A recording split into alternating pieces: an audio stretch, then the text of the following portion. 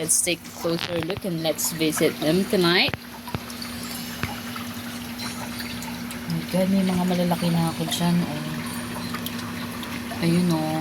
Oh my God, they're moving. I have big, like I think they're 1 inch.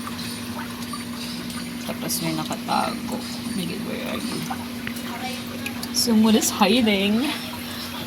Ang dami nila, guys. I have a huge one over there. Oh. Ayun, ang dami nila. Oh.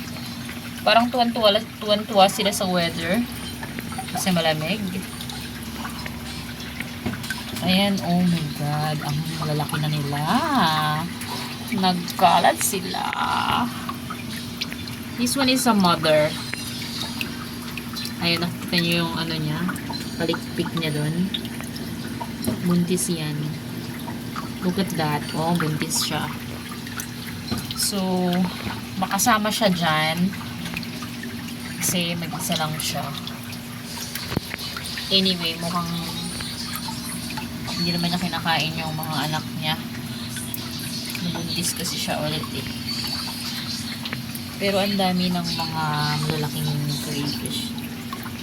Medyo may mga brown yan kasi that's talisay residues. So pagkain din nila yan. Yan. Kasi may talisay extract yung water. Kaya medyo yellowish.